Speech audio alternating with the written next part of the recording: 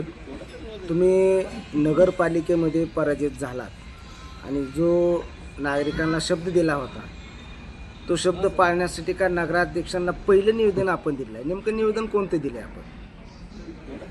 तर 4 नंबर वार्डमध्ये आम्ही निवडणुकीला उभा असताना आम्ही प्रत्येक मतदारांच्या दारोदार फिरलो. त्यावेळेस फिरत असताना लोकांच्या समस्या होत्या की आज गेली 25 ते 30 वर्ष झालं आम्ही ह्या भागामध्ये राहतो, परंतु नगरपालिकेच्या हद्दवाढीमध्ये नसल्यामुळं, शहरामध्ये नसल्यामुळं ज्या बी नगरपालिकेच्या सुविधा आहेत त्या कुठल्याच मिळत नाही. मग गटरे असेल, पाणी असेल, लाईट असेल, या सगळ्याचं म्हणजे वंचित आहोत.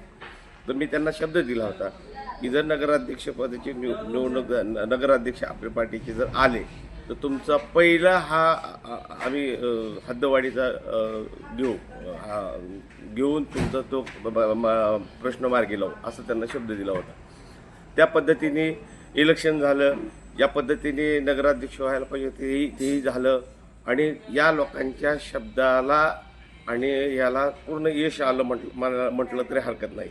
त्या पद्धतीने नगराध्यक्षांना बोलवून त्यांची ती विनंती मांडून की आपण शब्द दिला होता की त्यांचा आपण हद्दवाढीसाठी प्रयत्न करू, तर आपल्याला त्यांच्याकडे जाऊन ते निवेदन घ्यावं लागेल.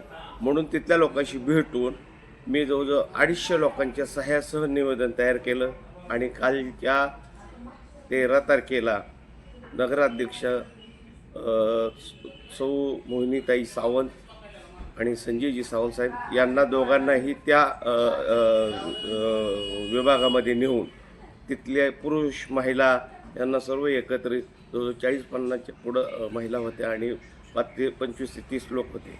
यांच्या हातून त्यांचं ते निवेदन स्वीकार लावलं आणि त्यांनी शब्द दिला की कुंभार साहेब, आपण जसंच यांना शब्द दिला होता की आपण हद्दवाढीमध्ये घेऊ, तसं पहिल्या मीटिंगमध्ये यांचा प्रस्ताव मांडून आपण ते हद्दवाढ करून देण्याचा प्रयत्न करू असं त्यांनी आश्वासन दिले.